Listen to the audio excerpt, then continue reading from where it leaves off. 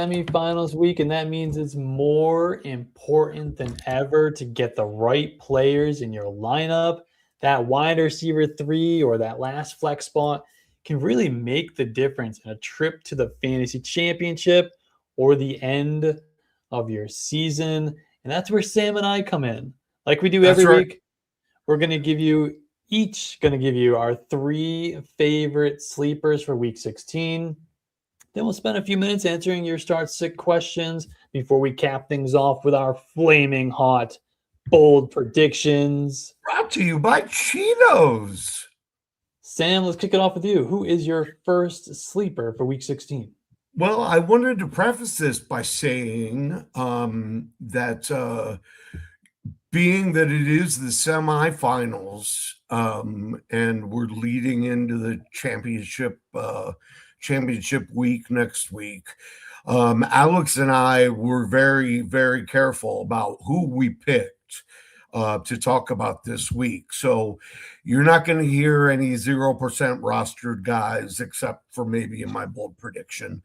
But we've got guys that we honestly, you're not going to go who, but they are available in a lot of leagues.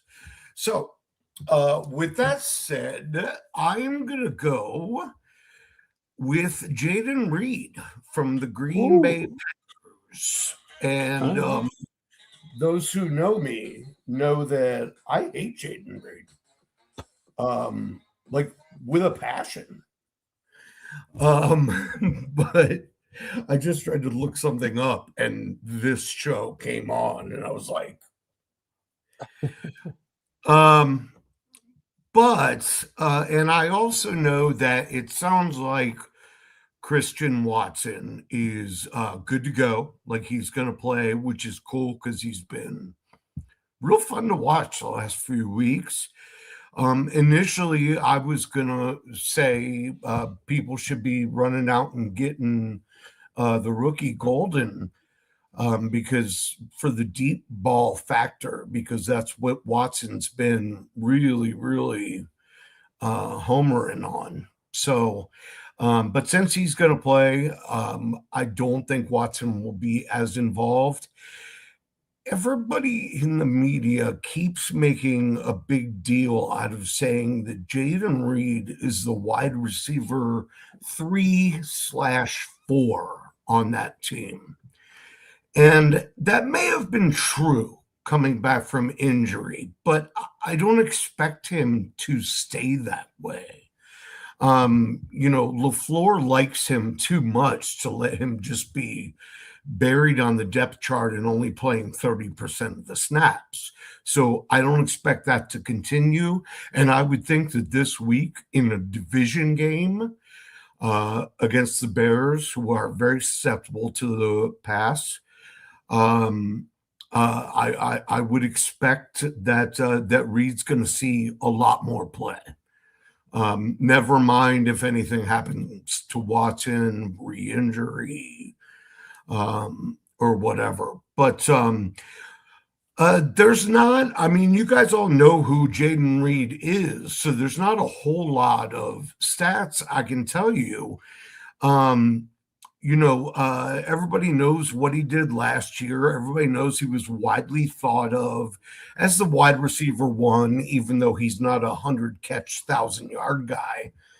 And then this year, he was out with injury for ever since week 1. He got hurt during week 1, didn't he? Was it week 2? Was it right at the beginning of the game? Yeah. It was. I remember they gave him a deep ball down the right side, and I think he either caught it and then it was called back by penalty, or he caught it out of bounds. But I remember him catching it like right short of the end zone or right in the end zone on the sideline there, and then I think he broke his collarbone on the play. It was against Commanders. Yeah, week 2. So, but I'll tell you what he's done since he's come back. First of all, he played the Bears. almost right off the bat.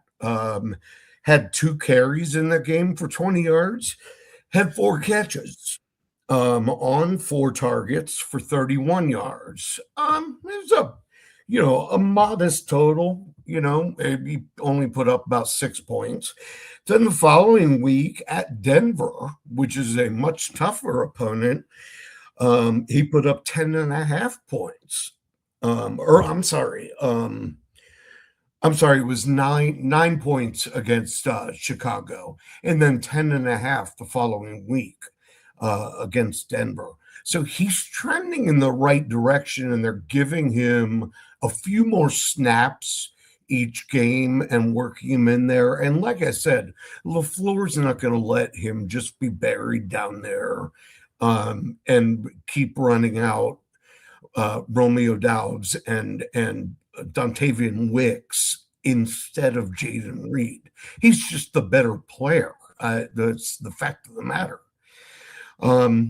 So I think in this matchup, I think the platforms have started to pick up on it. They've raised his projections each week as he performs each week, but he's still only 50% rostered in Yahoo leagues. So it is quite possible he's available in yours. And I would say that Jayden Reed's floor against the Chicago pass defense is 10 points. His ceiling, of course, could be much more if he finds pay dirt 2 times. So yeah, he gets my endorsement. I can't believe I'm saying it, but I'll give him my endorsement. Alex can't believe I'm saying it. I was unaware that he was on your list. Good to know that you hate Jayden Reed. Like, we add him to Chris Olave and Travis Etienne and Wan'Dale Robinson. I'm so far in on Chris Olave this week. Oh my God. But yeah, I was very upset when you sent me the list of sleepers that you were going to do this week, because I had pretty much written in pen that I was going to do Jayden. I didn't pencil him in. I wrote him in pen. He was an ink. He was permanent marker that I was going to do him this week. Because 1, I was excited about Jayden Reed this week, and 2, I figured you probably weren't going to do him. So yeah, I was really disappointed, but I do like the play. I like the call. Whether Christian Watson plays or not, I like Jayden Reed in this matchup.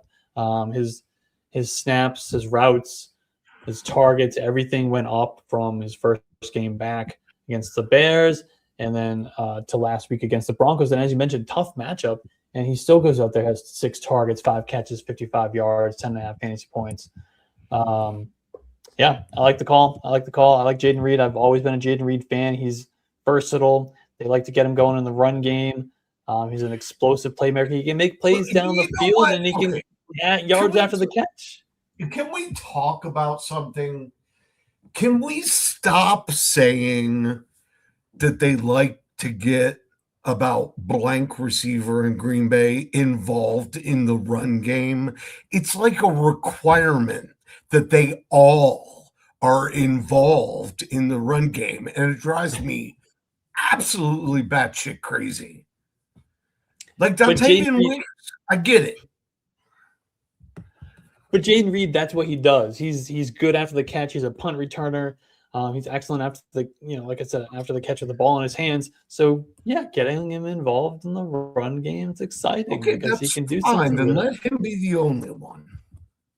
All right. Yeah, let's get rid of. I think they finally stopped giving Savion Williams carries because they were trying to make him a thing for a while. That poor guy with his giant helmet.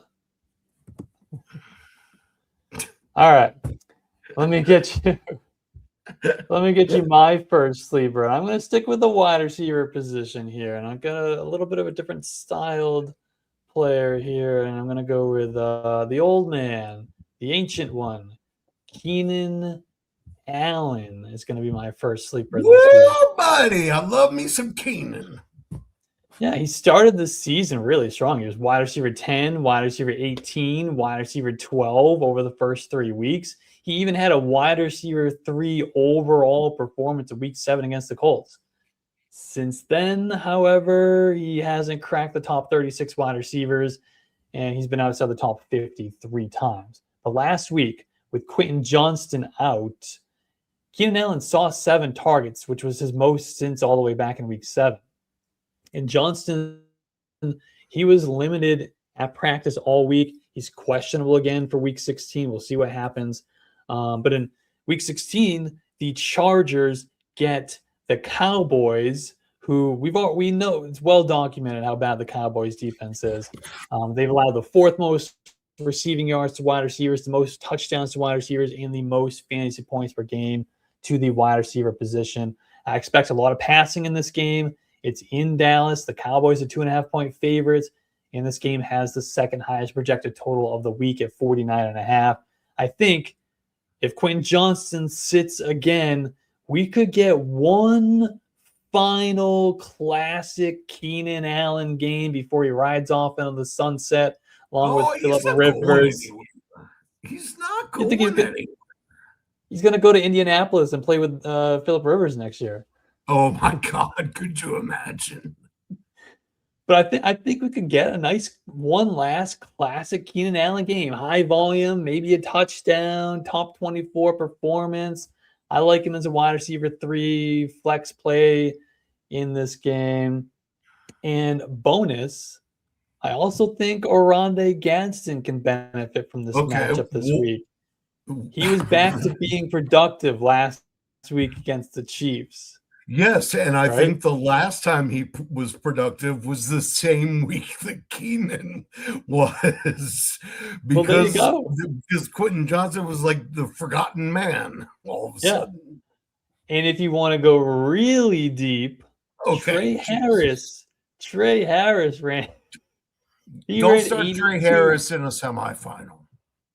Trey Harris ran 82% of the routes and had a 15% target share with Quentin Johnston out last week. If you need a deep play, and that's what we're here to give people, deep plays, Trey Harris should at least be on the radar. That's it. That's on my bonus, guys. I got more later, though. I didn't hear any of the end of that because you were freezing. I'll say it again. You want me to say it again? Yeah, Trey Harris.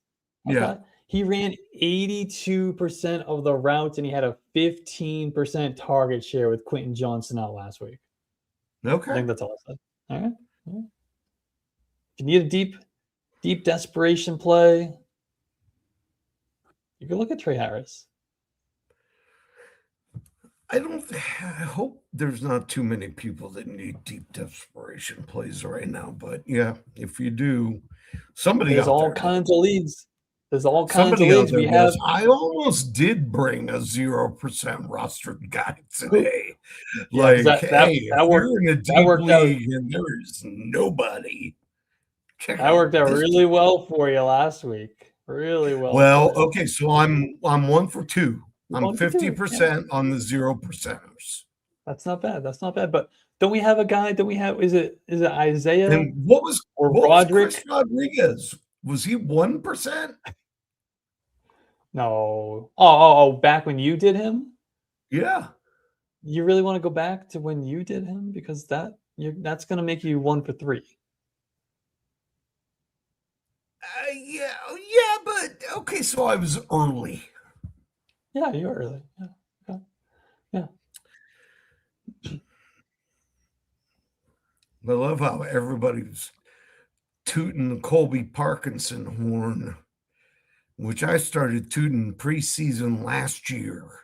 And then as soon as everybody else got on the train, what did he do?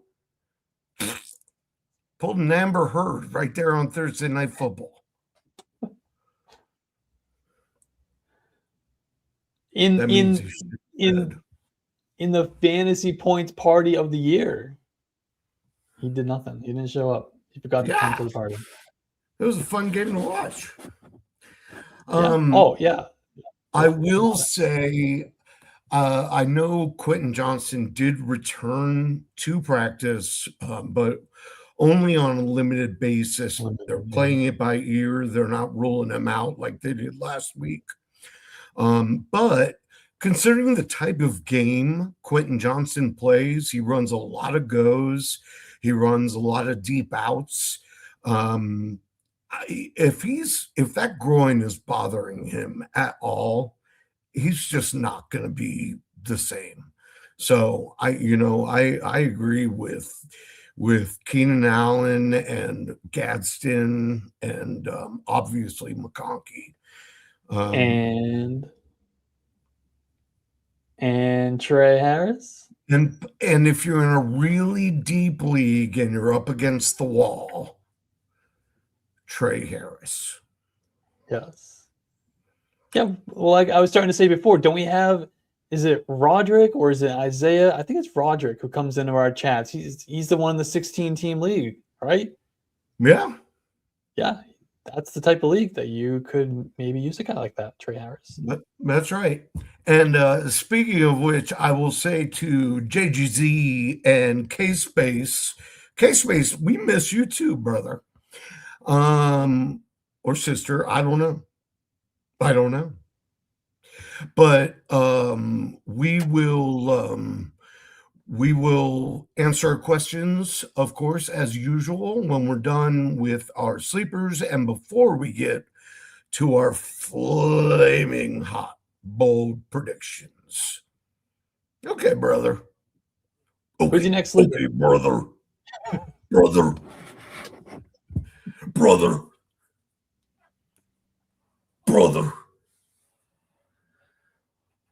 Can we get that as a sound effect? Brother. Yeah. But your version. But your version. No. We need the Hulk Hogan version. Maybe we'll get some Randy Macho Man in there too. Yeah. I remember week 5. He caught 6 balls for 72 yards, man. He hit the end zone. Yeah. Snap into a Slim Jim. Okay. Thank you for coming to Open Mic Night. We haven't danced yet. Oh yeah, don't worry. It could come anytime. We could dance at any time. We can dance if we want to. With or without the music. Yeah. We can dance. Everybody's peeing their pants. All right, who you got? Okay. I'm sorry. Thank you for keeping me on pace here.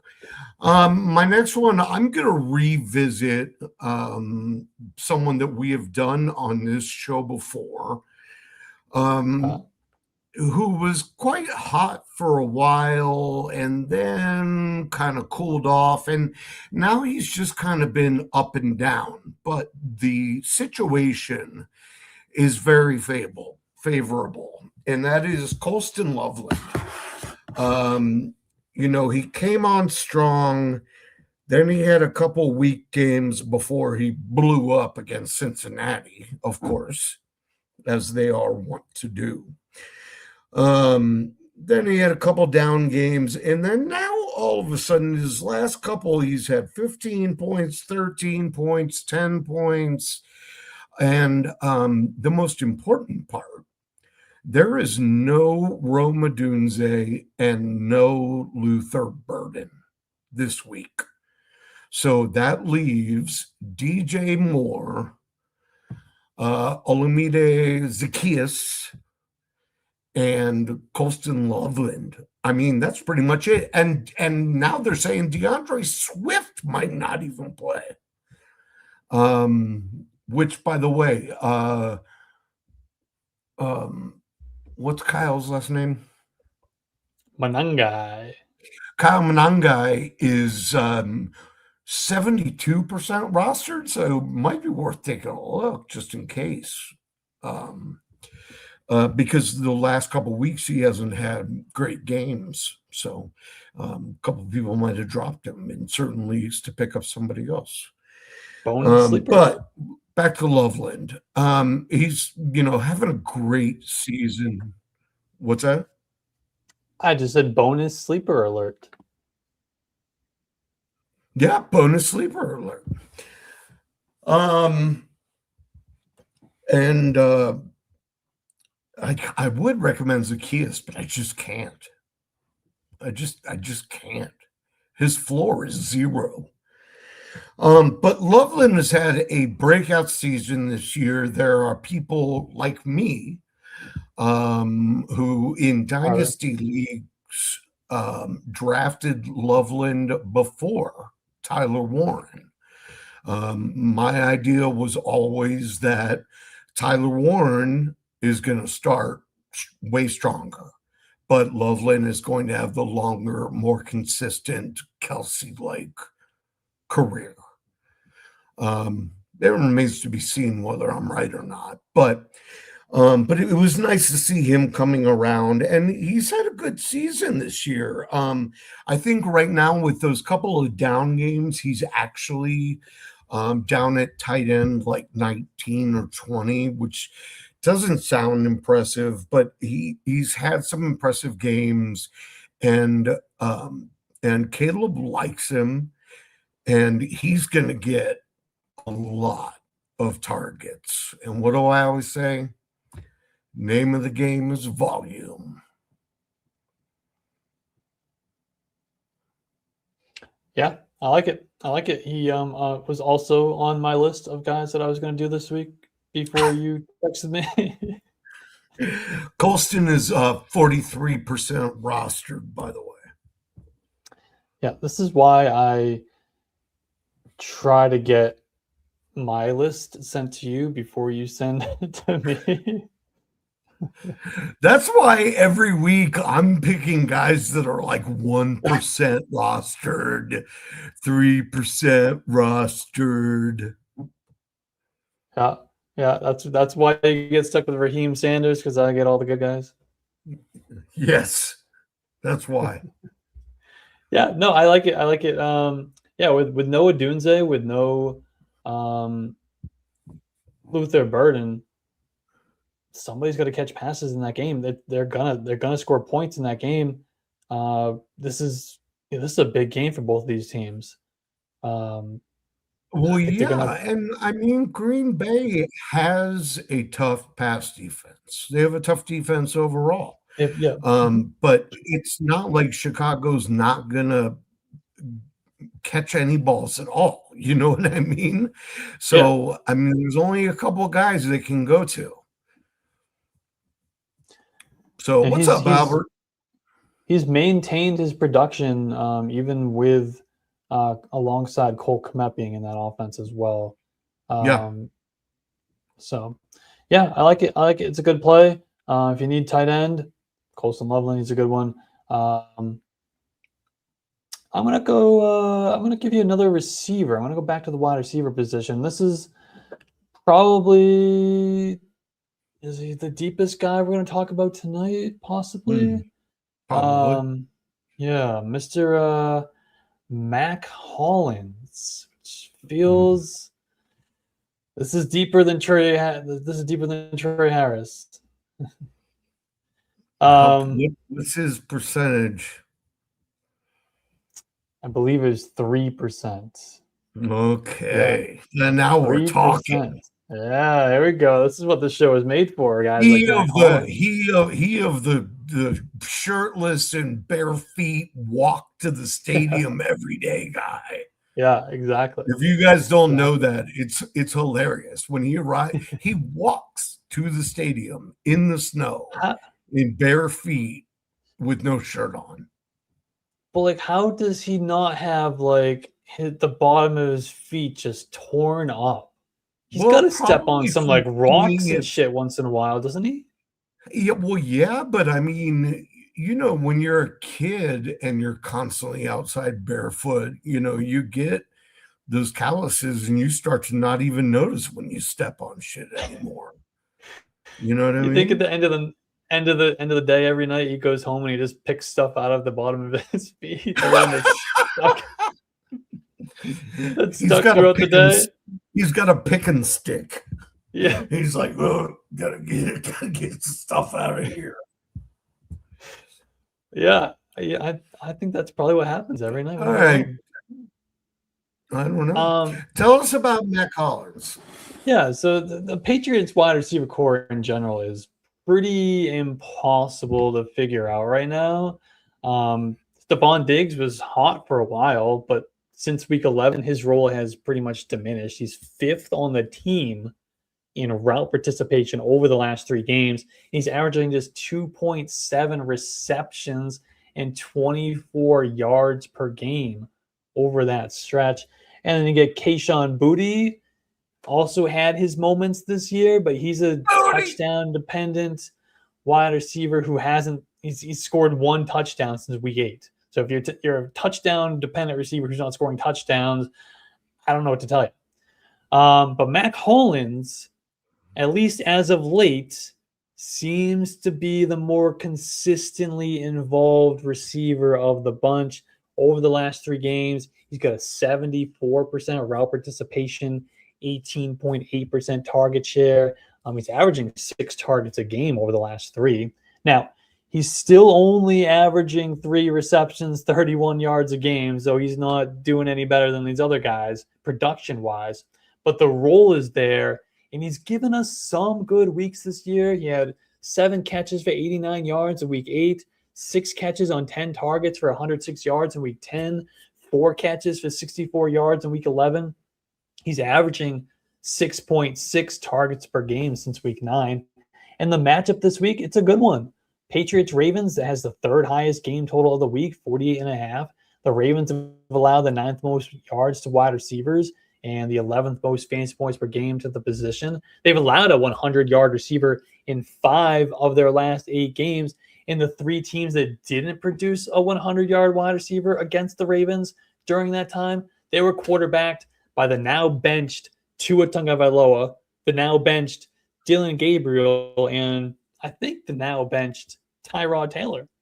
So I know we're digging deep on this one, but that's what this show is made for.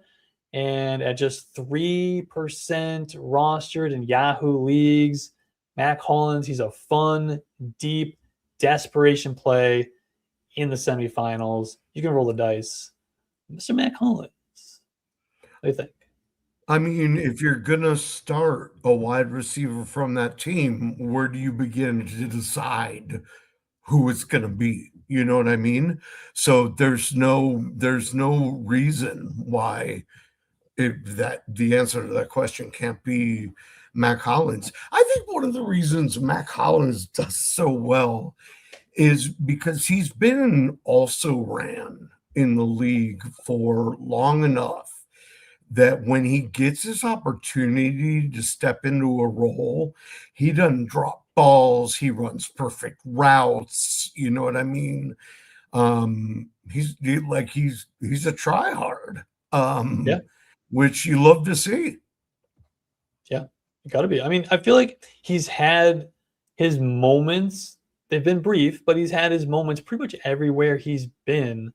He'll pop up for, a couple of big games here, a couple of big games there, and then you don't hear from him again. But he's capable. So, like I said, it's a desperation play. Probability-wise, it's a low percentage hit on this one, but if he hits, he could hit pretty big. It's a good situation to bet on him hitting. Didn't Mac play for Buffalo? Yeah, he sure did. And the Raiders and the Dolphins. I want to say he started with the Eagles, but that might be a myth. I don't know about that. I might be thinking of somebody else, but I know he played for the Dolphins. I know he played for the Raiders, and I know he played for the Bills. Look, I wouldn't be surprised if Mac Hollins was somebody else reincarnated. I mean, that dude is wacky. Okay, my third and final sleeper, because you all deserve a running back.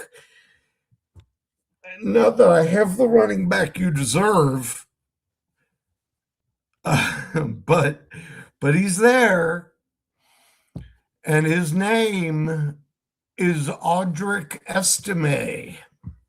Yes, Audric Estime. Like 3-game stretch last year in Denver where everybody was like, this is the guy. And then he just fell off the face of the earth. Well, he is in New Orleans now. And New Orleans will not have Alvin Kamara. They will not have rookie Devin Neal. They have both already been ruled out. And Estime did, okay filling in last week after Neal left the game. Prior to that, this season, he had 3 carries and 3 catches. So I guess what I'm saying is I don't have a lot of what have you done for me lately for Audric Estime, but we know he's got talent. We did see some flashes of it in Denver last year. And, in New Orleans, I mean, they're going to have to run the ball somehow because they've also got Vele out and, thank God Olave's there. But, oh, God, did I just say that?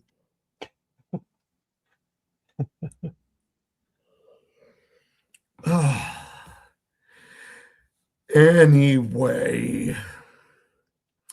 But yeah, I would imagine you're probably going to see some Taysom Hill mixed into the backfield situation here too. Probably more as a pass catcher because Estime is not that. He's not a pass catching guy, really at all. But he put up 8 points last week after Neal left. That was against the Panthers. Whose run defense is nothing to make fun of. I mean, they're like 9th in the league against the run. But yeah, so Estime was projected for 0.79 points. But yeah, 3 carries, 3 catches, a total of 50 yards. I mean, for like a half a game, was it even a half? I can't remember when Neal left that game. But regardless, it looks like he's going to get the start. I could only name you one other person that's a running back for the Saints, and I've forgotten his name. Well, if I was going to roll the dice on a Saints running back this week, I would roll the dice on Evan Hall. Oh, that was the one. You would, huh? I think I would. I think he's more likely to catch passes. He caught 88 balls over his last 2 years in college. And I'm just gonna take the guy who's gonna catch passes. He only played 3 fewer snaps than Estime did. After Neal went out, but Yo quiero dos. You want both? I don't want either. If I can avoid, I would like to not play a Saints running back. But I think if I had to, I think I'd roll the dice on Hall. Although you could also argue that, Estime is more likely to score a touchdown. I don't know. Who knows? Who knows what's going to happen? I don't know. Most likely, they're both going to end up with like 3.5 points, and I mean, Hall had one more carry than Estime last week. He racked up 3 yards per tote. So okay. I think it's going to be Estime because I think they decided he was running better last week. But I think you could see both of them because Estime can't catch. So Hall might be the third down dude or the second and long guy. Yeah, I estimate that it might be Hull who's going to score more fantasy points. It's going to be this is going to be a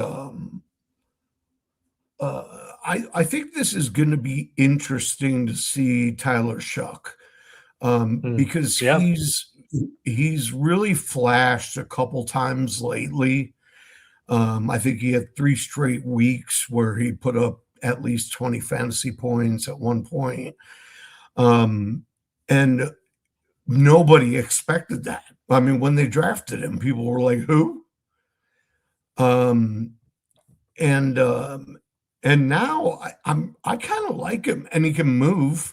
You know what I mean? He's not like a running quarterback, but he's got 27 carries for 138 or 165 yards. And 2 broken tackles. He's averaging 2 yards after contact. I know we're talking about the running backs, but this is going to be a fun game to watch Estime, especially for Shuck, especially for anybody in dynasty leagues, to see if you like what you see, because he's poised and composed out there, and I think he could go places. Yeah, I remember being laughed at for drafting him in the 3rd round of Superflex rookie drafts this offseason. A quarterback's a quarterback in Superflex. People were drafting Ohio State dude from the Steelers. Yeah, I get him and Riley Leonard confused. They're interchangeable for me. I can't think of his name. I mean, but people were drafting him in Superflex leagues, and they got shit about it, but they're like, dude, it's a Superflex league. I am not letting a quarterback go to waivers. And in most cases, I have flipped him at this point for profit. All right. Let's get to my 3rd and final sleeper. And it might be depressing to say that I am going to stay right there in New Orleans, and I'm going to give you another Saint. Tyler Shuck, the hero of all heroes. And I'm going to give you You would think the Saints were headed to the playoffs. I know. I'm going to give you Juwan Johnson, the tight end. And as you mentioned, but I'm going to repeat, this is who the Saints are without this week. They're without running backs Alvin Kamara and Devin Neal. They're also without Devon Vele. And wide receiver Mason Tipton, he has missed the last 2 practices. Oh, I didn't know that. Yeah, that's not even including the trade that sent Rashid Shaheed to the Seahawks at the trade deadline. So, one, if you have Chris Olave, start him. But it also means tight end Juwan Johnson is going to see a pretty hefty target share this week against the Jets. Johnson has already been a tight end 1 7 times this season, including 3 times inside the top 5. He's top 10 among tight ends in targets, receptions, receiving yards, yards after catch, and yet he's still just 66% rostered in Yahoo leagues. The Jets, they're not terrible against tight ends. They're middle of the pack in fantasy points allowed to the tight end position, but I still like the matchup and the opportunity for Juwan Johnson. I think he's going to crack the top 10 this week. Juwan has got he has not had less than 7 fantasy points. Not that that's amazing, but he hasn't had less than 7 since week 6 of the season. And since then, he's had 5 times he's gone into double digits. One time hitting 20, and the rest of them were all like 12, 13. He's kind of all reliable there. You know what I mean? I would call that 7 points the floor. I mean, there's no other way to put it. He is that And if you? you, Is that me? for Is me, that it was us? you. For me, it was you, but for you, it might have been me. I don't know. Um, but if you recall, all the way back in week 1, Juwan Johnson was the tight end 1 overall to kick off the season. He was like the Yeah, hot waiver wire ad after the first week. yeah. He had like 15 points, and then he went out and duplicated it in week 2. Yeah, yeah. All right. So Well, I think it's we just gave you 2 good tight ends, and in a season where there are plenty of tight ends to go around, we gave you 2 guys that are probably more reliable than some of the wide receivers you might run out there. You know what I mean? Would I start Colston Loveland over John Mechie? I would, especially yeah, against the Saints. But like that's just a for instance of the caliber of players where I would play these tight ends over them. yeah, yeah. Well, it's week 16. Let's empty out the clip here. I think just rapid fire. Just going to tell you everybody who was on my list for sleepers this week. Some people looking for Patrick Mahomes replacements. Bryce Young and the aforementioned Tyler Shuck could be Patrick Mahomes' replacements this week. And some guys who I wanted to do this week, but we've done them, I think, a couple of times this year. So I was like, you know what? Let's give you something fresh.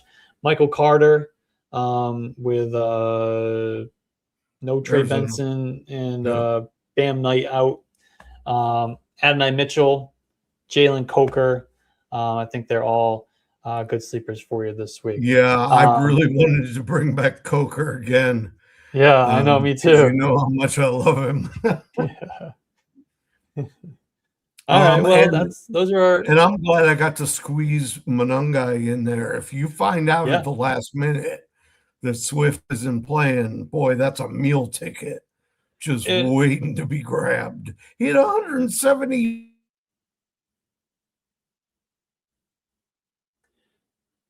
and I don't know if you heard me. He had 170 yards in the game that Swift sat out against yeah, Cincinnati. yeah, he was awesome. And it wasn't just because it was Cincinnati. Like he ran well, you know. So I mean, I got a million of them. If you need more suggestions, you can DM me on Twitter, and I'll give you a list of guys that I'd like, and that I've picked up. You know, because I've been picking up guys and putting them on my bench just in case of last minute injuries. Or any of that stuff. One of them is Audric Estime. Well, even Audric Estime would do well against the Bills, I think. So. Well, let me tell you why I picked up Audric Estime. Okay. I did not set my lineup in Oh no. in one league. And I'll be damned if Kenneth Walker didn't have a great game. Oh no. Maybe one of his best of the season. Oh no, that's tragic. It doesn't mean I'm absolutely going to start Estime, because I also stashed Chuba Hubbard, who was sitting on waivers, which is miraculous because my team is like, they hoard running backs. Or not my team, my league. It's a bunch of older guys that never like changed their way of thinking. They're like, oh, running back. All right. Should see me trying to talk them into PPR.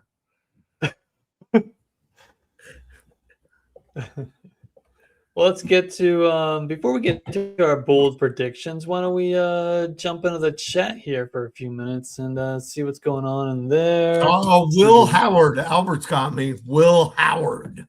Oh, there you go. All right, thank you so much. See, the chat always comes through for us. We always have a good chat. Man, even on our off nights, we don't go on Fridays.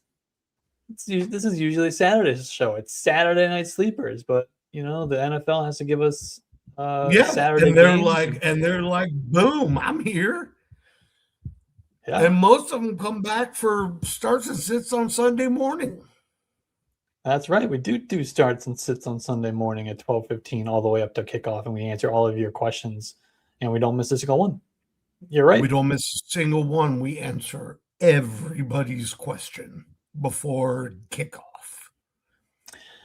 Well, speaking of answering questions, before we get to our flaming hot, bold predictions to wrap up the show, why don't we get some questions from the chat? Let's kick this one off from JGZ300. He's asking, or she's asking, they're asking, Colston, Loveland, or Brock Bowers this week?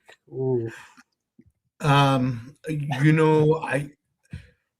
I like Loveland way higher than like what he's ranked and projected for and everything this week, but I can't play him over Brock Bowers, especially with Geno coming back, which I believe is the case. Yeah.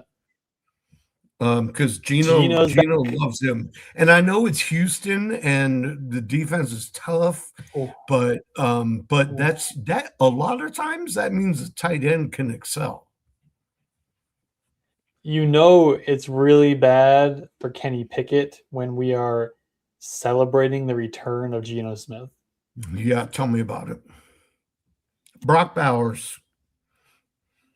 How about K-Space 91, full PPR, pick one wide receiver and one flex between Aaron Jones, Chris Godwin, Romeo Doubs, Jayden Reed, the Booty, and the Booty Shakir, the Booty Shaker.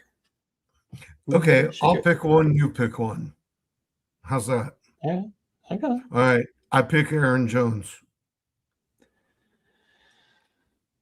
Because I can't decide between the rest of them without pulling up my rankings.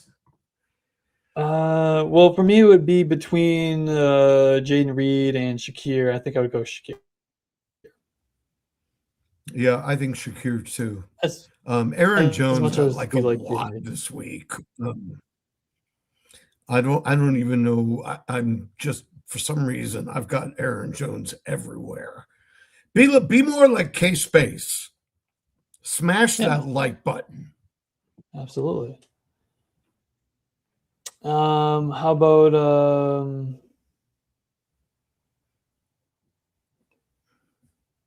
I fell for the Kobe Parkinson trap, but thankfully have Puka Nacua and Matthew Stafford.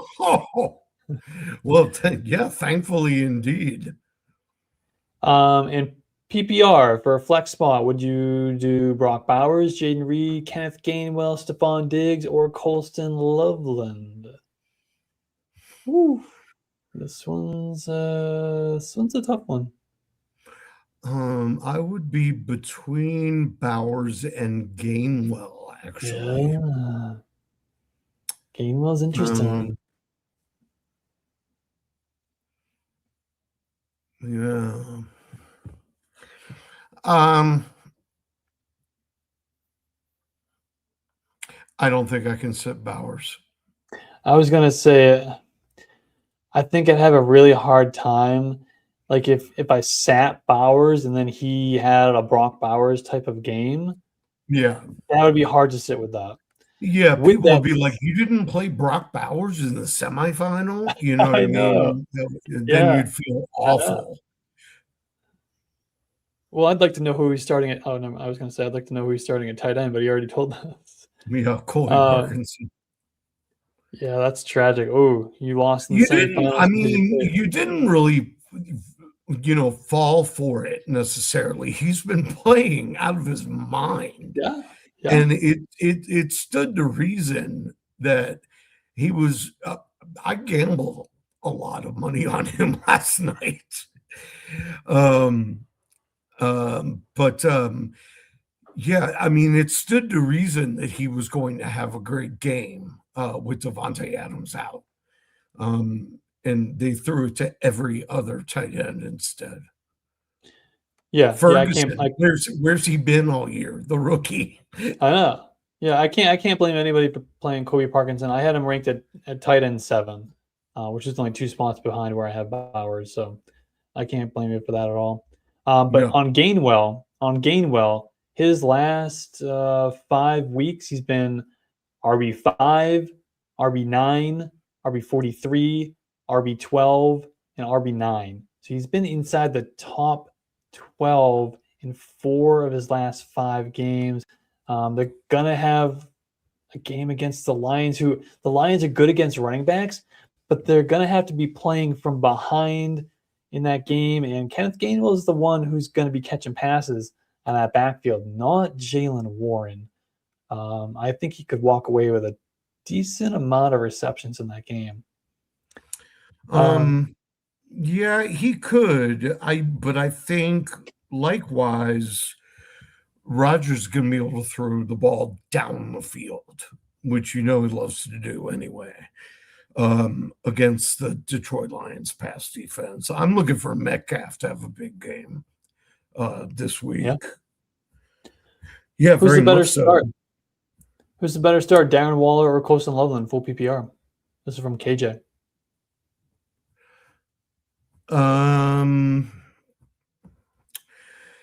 Well, I'll ask the same question everybody is pondering. I would normally say Waller right away against Cincinnati, but we don't know what Quinn Ewers is going to be like. And on one hand, you could say that a rookie quarterback likes the receivers in the middle of the field that are shorter, easier to see. A lot of times it ends up being their first read. And Cincinnati doesn't have much of a pass rush. I just think that Caleb's going to throw the ball so many times, and I don't think Quinn Ewers is. So I think I have to go Loveland, and don't get me wrong, I think Waller will probably score this week, but I still think Loveland will outscore him in fantasy. Yeah, I'm with you. I would also go Loveland, not because of the matchup. Waller definitely has the better matchup, but just the opportunity, and we know what we're getting with no Odunze, no burden. He's going to have opportunity. Caleb, he's probably going to have to throw the ball a lot. Yeah, I think we got to go Loveland there. Put $10 on a Waller anytime touchdown. That way, if Colston disappoints you, at least you get paid. There you go. How about the better quarterback start? Bo Nix, Aaron Rodgers, JJ McCarthy, or Kirk Cousins?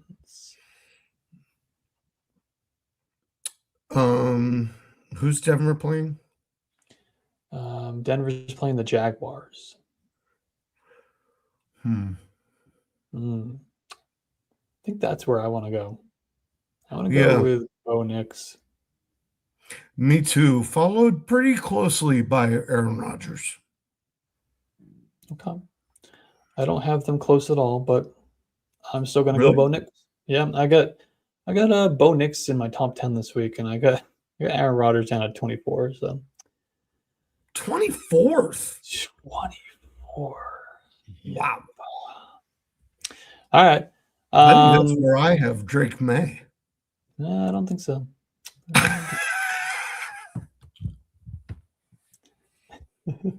What do you got for a bold prediction? A bold prediction sponsored by Cheetos.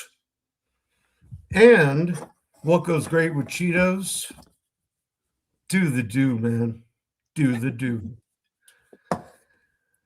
But I'm drinking. None of these brands have paid us yet.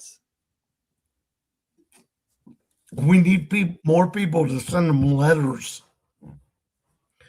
Yeah, we need more people to like the show and get more eyes on Yeah, us. for Actually, real. get a nice Yeah. Cheetos sponsorship. Yeah. You don't have to tell the people in your league. Just tell everybody else you know. Yeah.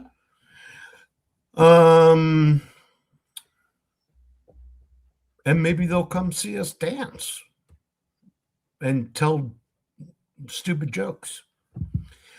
Okay. A bold prediction. Bold prediction. Huh? So I think we tell good Bold jokes. prediction.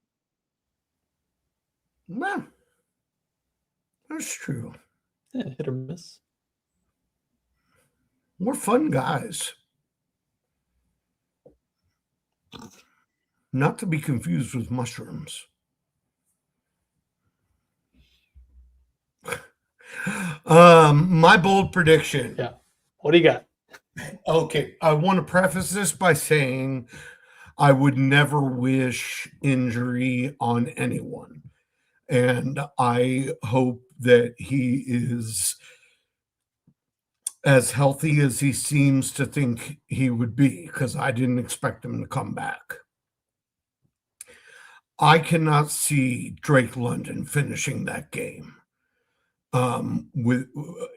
It's just not been enough time to fully heal a PCL injury. So I will say that maybe he's not going to hurt himself again, but that he's going to get pulled from the game because it's bothering him. And coming in to the rescue and finishing in the top 12 of wide receivers this week. It's not bold unless you say David Sills. It's 0% owned David Sills. Yeah. I was so worried you were going to say Darnell Mooney. Oh, God, no. He had his year. Darnell had his year last year, and that was it. I'm sorry, did you say top 5? I said top 12. I said he'd be a wide receiver 1. All right, I got you. All right. That's still bold. Still very bold. Very bold. All right.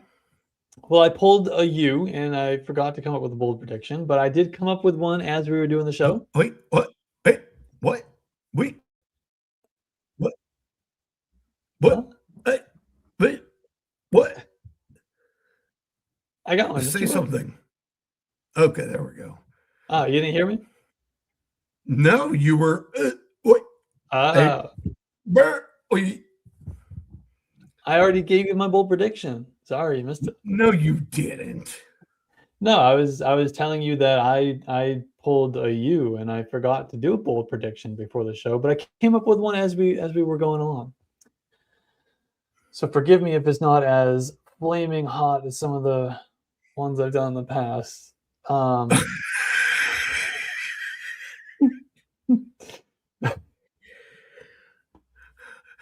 Like all those sleepers you dig down really far for. Hey, I gave you Mac Hollins tonight, all right? Yeah, I was going to do David Sills actually as a sleeper, but I was like, dude, I can't convince people to start David Sills in a semifinal game.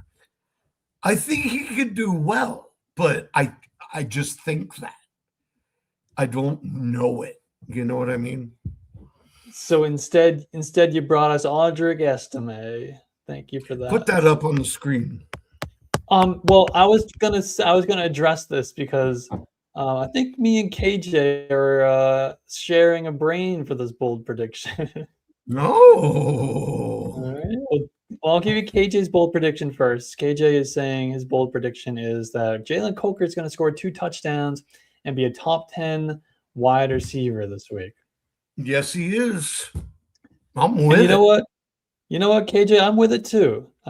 Because my bold prediction is that not just Jalen Coker, but along with Jalen Coker's friend, Mr. Adonai Mitchell. Those two are going to team up, and they're both going to finish as wide receiver ones in week 16.